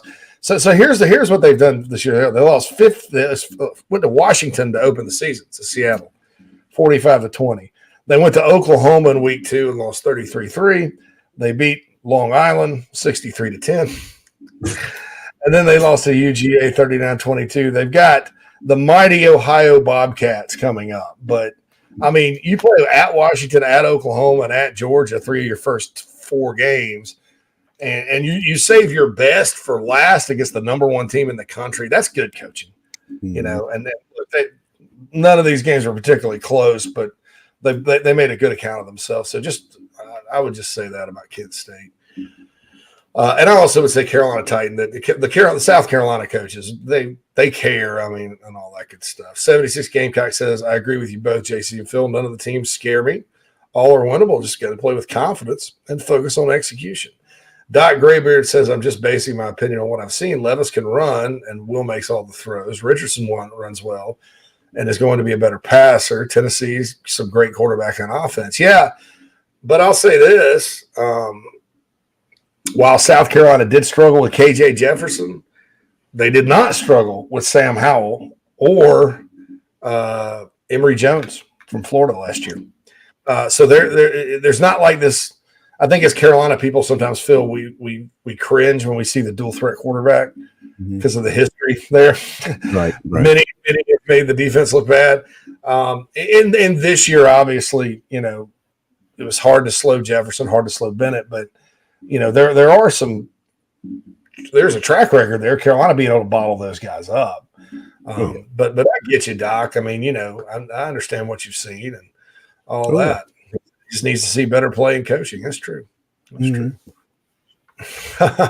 What it is, all the way around. Got to do it. Doc is good. Quantrell says, I'm so with the game plan. It feels too complex with not adjustments to our talent. But a win is a win. It could be worse. You could be a Miami fan. I agree with you, Quantrell. That's kind of been my contention with the offense a lot. You know, in terms of what it is basically, and then in game personnel usage and play calling to me. I mean, and look, there was no grand creative play calling this week, and nor should there have been in a game like this, other than, you know, maybe there is a school of thought that you run a little more wide open just because you got to get clicking and rhythm and your confidence, but You could also just line up and run it 40 times, and that's fine. What they did, there's more than one approach to this, and all that. And I don't know that that was that there's anything to really disagree with Shane Beamer about doing it. I mean, you don't want to lose that Charlotte game, going out there and screwing around, right? Krager says Bennett Swiggert's coming in to dial him up this weekend. Going to be interesting to see his ascent in the coaching ranks. Yeah, they haven't been as good at quarterback this year. But if you watch, I watched their bowl game against Dion and Jackson State, and they won. South Carolina State did. They had a really nice scheme of things and balanced play calling and all that. So it'll be interesting to see if he's got any tricks up his sleeves for the Gamecocks.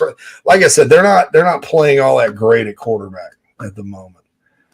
So we'll just kind of have to see how all that pans out. I thought that heading into this year, I mean, I think they've only had 3 games, but heading into this year, I had a little bit higher expectations for SC State, a little bit.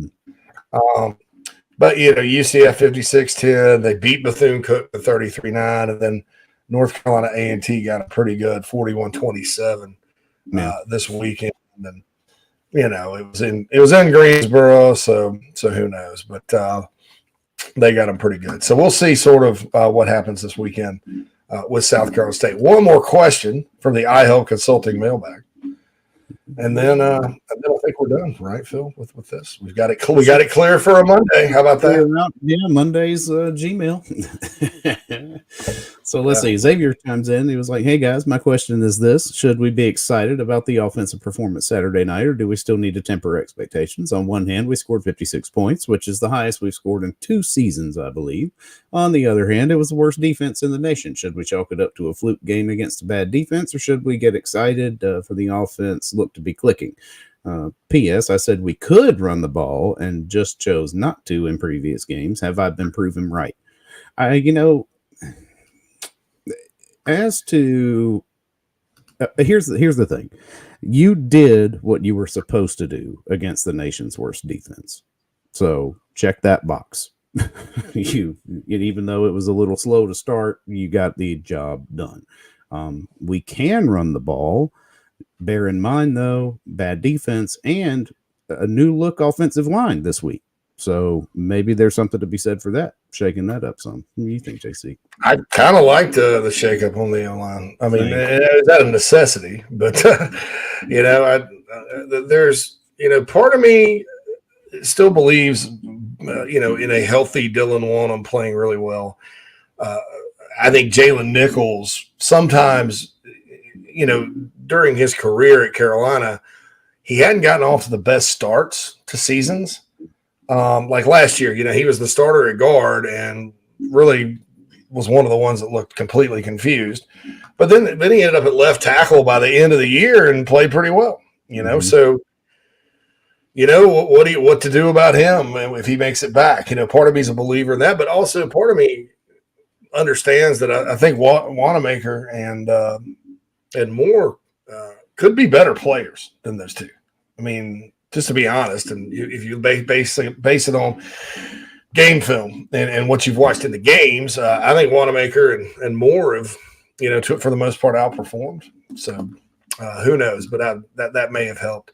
Will says, "Am I crazy for wanting to see more of Luke Doty?" Well, no, Luke's played well. I mean, but you have to understand it's in mop-up duty. I'm not saying that. I think Doty could go in and Carolina could compete. I mean, I don't think there's like an enormous drop-off, but I think this is Spencer Rattler's team, so to speak. And until it's not, you're probably not going to see a whole lot more of Luke Doty. Yeah, at this point, I think you do more harm than good bringing Luke in like as a starter for a game. Unless something's like Rattler gets shaken up or something, I don't see it. Change the subject to team here. A true freshman quarterback for Penn State, Aller, plus running back Singleton. They're going to be special. They're sort of waiting in the wings, but Aller is a big, talented kid. Watch out for them. I agree. I love that guy coming out of high school. And then Singleton is one of the best freshman running backs in the country. Penn State's going to be good. Ed says, "What was the point spread for the Charlotte game?" I think it ended up 23.5 Gamecocks. Yeah, I was going to say 24.5, but yeah, somewhere in there, 23 to 20. Carolina, they covered the spread. Yippee. They did cover the spread. So there we go. So that's Doc says, I agree. The staff there is a good one, no doubt. All teams have a weakness scheme around it to do on offense. 3.5 yards a down and score. It's easy, right? LOL. No, it's not. It's not that easy. It's not as easy as people think. So thanks to all the Nana Sports chat boxers for chiming in. We're going to have more from you, more interaction coming out. Drew is in there and is asking about the point spread for the Kentucky game. So we'll see. And shouldn't we get an announcement on that TV time today, Phil? TV time should be today. Something tells me it's going to be a night game. I hope so because I'm going, and that means I probably get to spend 2 days in the horsey track. Yeah, I gotta get some seersucker pants and stuff, man. If I'm gonna go to the horse race, I need to get it together. And that's going to have some kind of fancy hat fascinator. Is that what? Oh yeah, she texted me. She goes like yesterday. She's like, "What am I supposed to wear to this horse race day?" And I'm like, "A pretty dress and a pretty hat." I'm like, okay, so that's good. Dress like it's the 1920s. That's basically it. Right. Yeah. Have a parcel umbrella. All right. Last break of Inside the Gamecocks, the show. Don't forget, you can always get the archive version of the show on YouTube. Also, we cut up some of our videos of our guests and put them on YouTube, and you can also check out it on podcast form, Apple Podcasts, and Spotify and all that. We'll have a JC and Morgan college football podcast tomorrow afternoon for those of you that are interested in listening to that. It'll be good. And also go hit subscribe on the YouTube channel. It's free. It helps our numbers and helps the people at YouTube or the algorithms, Skynet that now runs YouTube. It helps Skynet like us a little better. All right, so we'll be back. We got Drew coming up. We got more from Doc. We got Tiffany. Nana Sports chat box rolls on here on the Interactive Monday on Inside the Gamecocks, the show.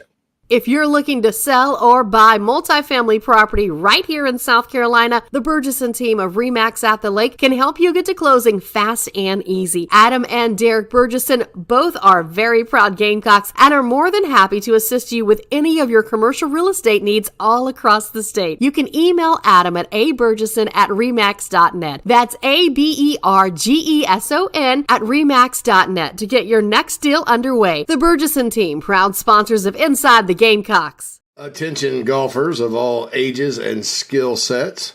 Former Gamecock golfer Meredith Taylor will be a full-time golf instructor in the Midlands of South Carolina very, very soon. You want to take advantage of this opportunity. If you're like me and you got to get a whole lot better at golf, or even if you're looking to refine your swing, Meredith is the person you need to go to. She's competing in her final USGA Mid-Amateur tournament this summer before going full-time into teaching and coaching individuals. If you're in South Carolina, Meredith will be conducting in-person golf lessons at the Country Club of Lexington, hour on course. She'll play 9 or 18 with you. If you're out of state, though, this is really exciting. She'll be conducting virtual lessons. You can send in your swing for her expert analysis. Also, in November, she'll launch an online course with video instruction for all ages and skill levels. Meredith has 20-plus years of knowledge, former SEC golfer, all of that. So contact her on Twitter at MerTaylor, at MERTAYLOR, or go to McKellarEnterprises.org. McKellar spelled MCKELLAR, Enterprises.org. Her email's on the website, so you can connect with her for any other questions. Go get your golf game in order. Take advantage of Meredith Taylor and her services. Family vacations, a new car, a new boat, all cost money, but you don't necessarily have to make more to afford any of that if you can save cash that's flying out the window now. iHelp Consulting can help you finally get the kids to Disney World, upgrade the minivan, or drop that new boat in the water next summer. Let Daniel and iHelp Consulting consult with you. No fees, just savings. You pay them a percentage of those savings. Save on essential services, credit card fees, you name it. Let them find it. These folks are incredible. iHelpConsulting.com. How can I help you? Hey folks, JC here. I've told you about Nana's Porch over and over again. They sponsor our chat box on the show. Don't take my word for it, though. I wanted you to hear from Gamecock pitcher Noah Hall. about our sponsor, Nana's Porch, nanasporch.com. Go there, food truck, catering, whatever you need. Take it away, Noah. What's up, Gamecock fans? This is pitcher Noah Hall. If you want some delicious food for your event, I suggest visiting nanasporch.com today to find out what they all have to offer. It's really good Southern cuisine based out of Charlotte, my hometown. I hope you guys go check it out. Go Cox and go Nanas. Hey, man, are you sick and tired of your business computer guy? Yes, he takes forever to call me back and doesn't always respond to the requests. Yeah, same here. I'm paying him good money. I constantly have issues, and I'm worried he's not backing up my network and securing it properly. Oh, I feel that, man. My head hurts, but I have a good lead on a good idea. I'm calling your boy Matthew Odom today from Heritage Digital. Heritage Digital is an IT firm that specializes in making sure your IT network runs like a dream. If you have 1 or 500 employees, it doesn't matter. They do it all for one monthly fee and have clients from South Carolina all the way to California. Yeah, I heard that monthly fee's low too, so I don't know why I didn't even think of that. Do you have 843-699-1001 as Matt's contact number? Yeah, man, I sure do that. Or you can go to heritagedigital.com. Man, I hear they do a no-cost assessment. Boy, this will help me. Yeah, I bet. I'm getting on that and encouraging everyone else to do the same. Heritage Digital, 843-699-1001 or heritagedigital.com, a proud sponsor of Inside the Gamecocks, the show. What's up? This is Jaheim Bell with the Gamecocks, and you're now listening to Inside the Gamecocks show with JC and Phil. Thank you, Jaheim. Welcome back, everybody. The second hour of Inside the Gamecocks, the show, is presented to you by the Burgesson Group at Remax by the Lake for your commercial needs, multifamily or full commercial real estate. Buy or sell. Give Adam and Derek Burgesson a call or send them an email, abson@remax.net. And, of course, the show is brought to you by Manscaped. Join the 5 million men worldwide who have joined into the Manscaped experience. Use the promo code BIGSPUR at manscaped.com. Remember, that's 20% off and free shipping at manscaped.com. And, JP, I was thinking, what did you think about the production of the game there?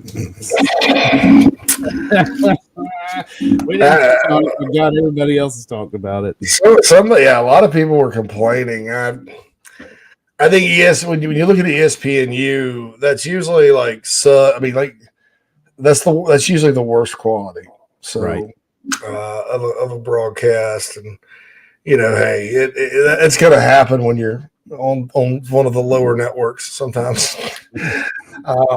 But I thought the broadcast kind of served its purpose too. I mean, you could see the lights in the stadium and the crowd just fine and all that. But yeah, there was some interesting quality broadcast on Saturday, period. Like, at one point I was watching Florida and Tennessee, and it was kind of cool, Phil, because I guess the announcer feed, Nessler and Danielson, cut out on the CBS Sports app a little bit. Oh, it may have been my connection too, who knows. And so all you heard was the crowd. And like, I think Florida scored during the time, so you heard their crowd, their visiting crowd, in a quietish, not Neyland Stadium. And then you heard the Gator band play, and you're like, wow, it's just kind of interesting because it feels like you're there. But yeah, I didn't really think the broadcast quality was that big of a deal, but it's just so starkly different from the stuff that goes on the SEC network. Even even the opener that was just streaming only. I was like, man, that's better production for the streaming only game. Yeah, it was. So Drew asked, any prediction on the point spread for Kentucky? Gamecocks plus 13. I think it'll surprise you. I think it'll be like no more than 8. Just being honest. I mean, yeah, maybe less than 13, maybe 11. Give them, touchdown, field goal, because it's at home, somewhere in there. Yeah, maybe, I don't know, maybe 10 or 11. You're right, maybe 10, something like that. I don't think it's going to be ridiculous. No. Tiffany says, really hope we get more vertical passing against SC State. Yeah, I'd like to see Juice Wells get some more balls, and Bell, and Stogner. It's probably what will be showcased this week, and we won't see but maybe 10 runs. Corey Rucker a little bit, I don't know. But see, when you have this many guys that can make things happen, you need to find a way to have balance, because that's what you want, right? Yeah. I know he could beat me in a foot race, but is Stogner slow? I don't think he's slow. I think what we see when we because I'm with you. I know where you're coming from, Phil. Mm-hmm. I think what we're seeing is him blocking and in the box a little bit, and some hesitation, because that's not really what he did at Oklahoma. I mean, they basically spread him out wide and he ran routes and caught passes. So maybe that's where he kind of looks a little slow. But if you look at what he did at OU, I mean, he run a 9 route and jump up over the defense. I mean, that's what I was having shades of that in my head. I was like, man, this guy can get downfield and high point the football, and I'm like, that's just not what we're seeing here. I don't know. No, I hadn't seen it. I think he needs more opportunities, but tight end usage or the usage of the players they call tight ends, to me is very interesting. Very interesting right now. Tiffany says if the O-line can't clear it out against SC State, that doesn't bode well for the rest of the year. Yeah, but keep in mind, I remember a few years back, Gamecocks couldn't block Wofford. Wofford had like a 226-pound nose guard too, 226. And then later in the year, they played Clemson. This is 2006, and I think Mike Davis, the first Mike Davis, and then Corey Boyd had about combined 200 and something yards rushing against guys like Philip Merling and Gaines Adams, and really good D-line for Clemson. So you never know year to year. You can't doom the whole season based on one game. Right. 76 goes, is your JC and Morgan podcast live like this one? That's coming down the pipe sometime. It won't be like it'll probably be like we'll try to hit a certain time during the week, but we're not gonna promise that. But when we do record it, we'll give you all notice and you can get on the live stream or whatever. Doc says this is the best chat in the Gamecock universe. Seems like I'm always right, Amy. All right. Tiffany says, this thing from Tiffany here, Phil. This is pretty interesting. I'll let you grab that one. Let's see. Do continue to be mystified at the use of Bell. I mean, I expected him to be in the backfield, inline, flex all over the place, and it's just been very predictable. Well, yeah, Tiffany, it has been a bit predictable. Although I think we did see Jaheim in the backfield Saturday, and he did not get the handoff. So I don't know. There's that. Who knows? It's one of the biggest criticisms we've had, I think, going into this has been Marcus Satterfield and his tendencies when it comes to that. And, hopefully he's, learning over these next couple of games too on how to use people. But don't be shocked if you see a really vanilla game plan coming into Saturday, just something kind of simple like we did, run the ball, quick passes. But we would like to see more vertical passing. But I don't know. As for Jaheim Bell, get him out there in space and throw it to him, It says Stogner is slow as molasses. I want to see what he does in the open field, Clint. I may agree with you at some point, but I just, a lot of times with what these guys are asked to do, it makes them look like they're not fast or whatever, and that's not always the case. Maybe you're comparing him to Jaheim in the same, group, and he's definitely slower than Jaheim Bell. I mean, Quantrell says, which job would you rather have, Georgia Tech or Nebraska? I know Tech has the academic standards, but it's Atlanta. Yeah, I'd go ACC over Big Ten because you look at the ACC right now outside of Clemson, and apparently you don't have to recruit well. It doesn't matter if you recruit well there. It hadn't mattered at North Carolina. It hadn't mattered at Miami. It's mattering a little bit at Florida State now, but you can be a Syracuse or a Louisville or a Duke or a Wake or whoever, and, go just get guys that you can get and develop them, and you can compete in that league. Pittsburgh is an example of that. Now, Pat Narduzzi at Georgia Tech would be a heck of a hire. That guy would be amazing. I think Bill O'Brien would probably be a good hire there. He was there as an assistant when Shane Beamer was at Georgia Tech under George O'Leary back in the day. He of Alabama Saban Rehab School. And they're talking about him for Nebraska too, but Bill O'Brien would that's the type of guy, you look at what he did at Penn State the 2 years he was there, held the ship together. They were much better than anybody anticipated, and then handed it off to James Franklin when he went to the NFL. So that type of guy I think would be good. But I like Georgia Tech as a job better than Nebraska. Saying that, knowing both are in the tank right now, and understanding that you have vastly more resources at Nebraska, but there's just something not right there right now. And I think you can work if you go to Georgia Tech and you turn them back around and get them competitive in the ACC again. You can go get a Big Ten job at some point or an SEC job at some point. Yeah. So I think that's a good deal. Tiffany says she doesn't like griping after a win, but just wish they looked more diverse on that side of the ball and more people involved. I just think we have an elephant until the end of the year. I agree, but like I said, okay, so when you're making these decisions as a head coach, and I'm not I'm with you, Tiffany. I would have preferred, I think, how many times did I use the word balance all last week, Phil? 107 times. We'd be drunk if we were drinking. Oh, God. Yeah, hammered. Alcohol poisoning. So last year, I'm sorry, I said that. So I'm with you and agree with you as far as what I would want to see. But to just kind of wrap this back around, if you're Shane Beamer, you're looking at it and you're like, man, because coaches sometimes look at things a little more narrowly because they're at practice every day and stuff.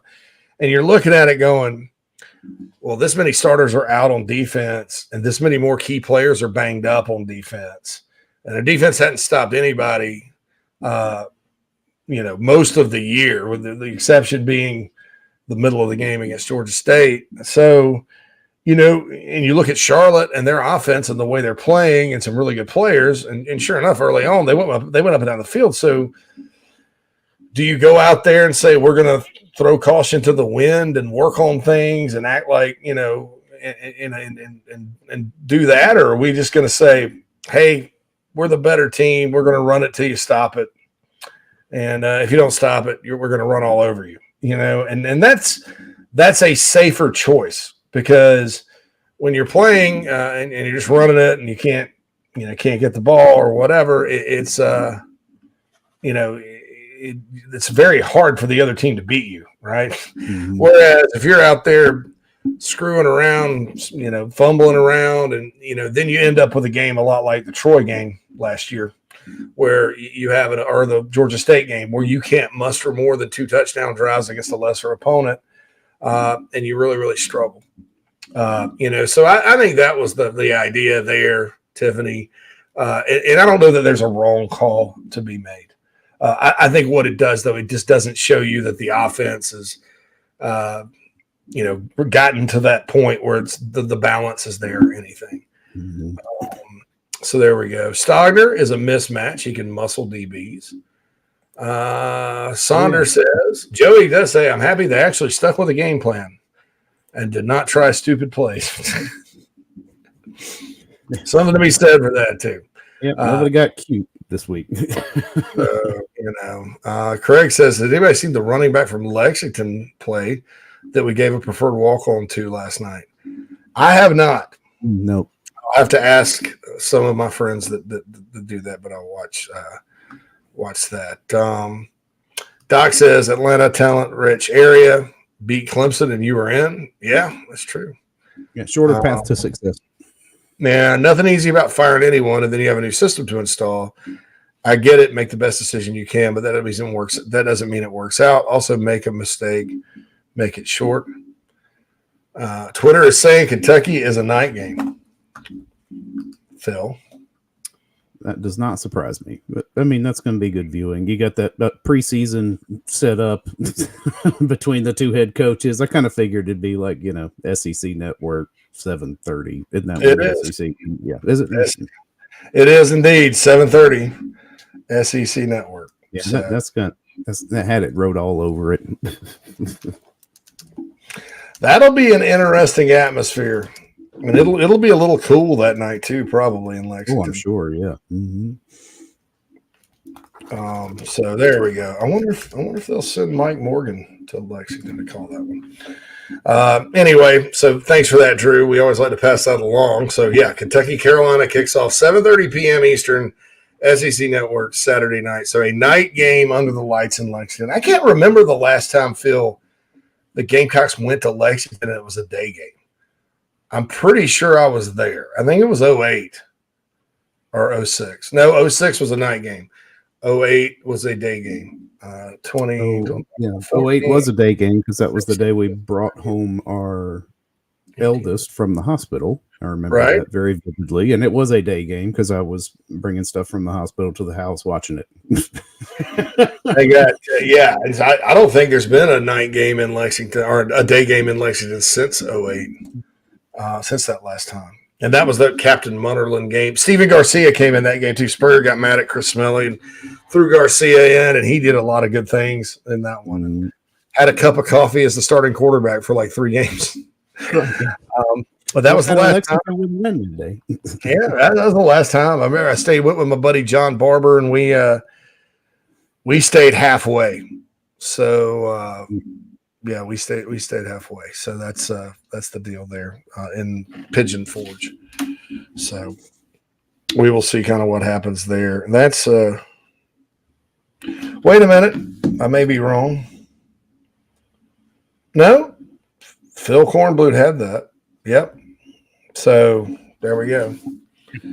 So there. I'm sorry, I just got a text from Whittle. Where are you seeing this kickoff time? So I'm sorry. I got to update stuff in real time. Sorry about that, guys. So night game in Lexington looks like, and that's cool. So we'll go from there. 76 says, I missed the crazy of Spurrier. If you didn't play well, next man get in there. Well, it worked. It's a good motivational tactic to get guys to play their best.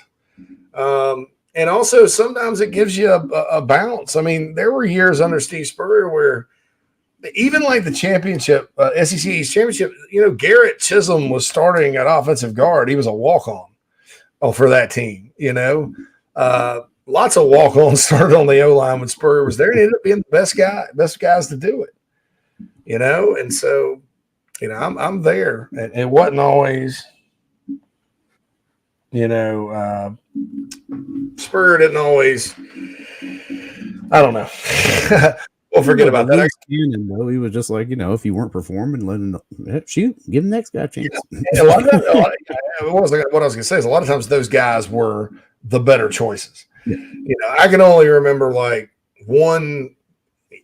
Sometimes at receiver, I would get a little chapped because, for example, Nick, there's no scenario on earth in 2012 that D.L. Moore needed to be starting over Nick Jones, and then DL, I think he got kicked off the team, and then Nick Jones starts the bowl game and it's bombs away. I mean, and you're like, I should have done this sooner, but very few times, when they go make a choice, sometimes maybe at running back, like at the end of 2012, Kenny Miles got a lot of run, and you had Mike Davis II on that team, they didn't give him a lot of run. So we'll see sort of what happens. Tiffany says it's not setting up to be a good matchup with UK. I don't agree. Our injuries on defense and our issues on offense. I mean, if the D can play UK like they did second half Saturday, then we have a chance. Yeah, I think South Carolina matches up well. Kentucky's not a 90-mile-an-hour offense that goes up and down the field at breakneck speed. Levis is good. You got to keep him from running. You got to keep them from running the football. They're not one-dimensional anymore. They can throw it, but it's very difficult for them when they can't get the ground game going. Another thing is they're not the same on the offensive line that they used to be. They're not the same on defense outside of their linebackers. So keep that in mind. This is a Kentucky team and program that I think is getting its due. I think that sports writers and coaches poll voters and things like that are just like, see if you agree with me here, Phil. I think they're like, well, I'm tired of under-ranking Kentucky, and they go and win 10 games. And then, so this year they're like, well, let's shove them on up there. That's right. We're just going to, put them up there until they fall. they beat the mighty Gators with Cam Newton light, whatever. Cam Jr. and and all that. Now Saturday, Anthony Richardson looked a little like Cam at times. Yeah, he played a decent game. I mean, they didn't lose that because of him. That's for sure. 400 and something yards passing up there.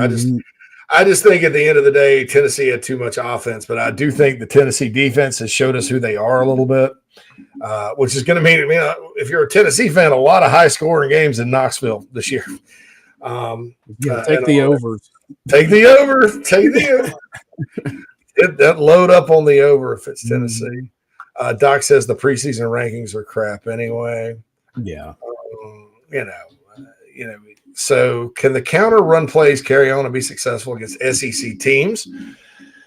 Seems the O-line can block those plays better, just like last year's bowl game. Yeah, I talked to, there's some school thought the counter is probably the best run play they run. So I think but you can't just keep going back to the well.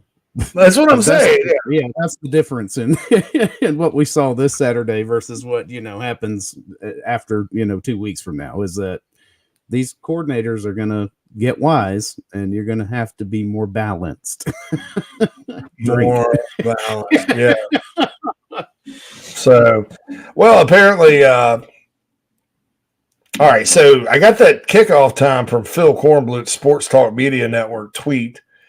I guess it's right. If it's not, I apologize. I tweeted it out too. So maybe not a night game. I don't know. Whittle text me. He's wondered because he's usually all over that. So we'll see sort of what happens there.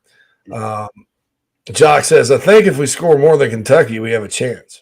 It's like John Madden. If you score more touchdowns than the other team, that means you win the game. You're going to win the game.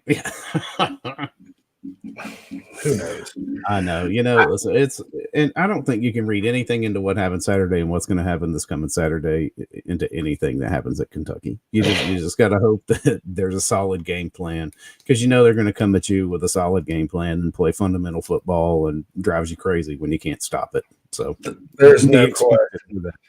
They don't always beat themselves, even though they tried to last year in Columbia. Give it to the Gamecocks. They didn't. So who knows what'll happen. So with that, but that's a ways away. Okay, don't forget tomorrow the Mental Edge with Sawyer Nix coming up, and then our cast of characters continue to move on. We got Evan Woodbury from Tito's and Chicken coming up later this week, along with our visit from Jamie Bradford, Michael Flint, all those happy folks as we head into Saturday. Will be the first game of October. The month of October is almost here, Phil. It's kind of crazy. Oh, no. Yeah, we're powering through. We're a third of the way through the season. Just like that. It's flying. Yeah, once it gets here, and then you're like, oh, man. And then it's gotten like that. It's gone. All right. Thank you so much, chat boxers and emailers and our sponsors and all that. We're going to get out of here for today. Don't forget, you can catch it in podcast format later. For Phil Molinax, JC Sherbert, this has been Inside the Gamecocks, the show. Have a great Monday, everybody.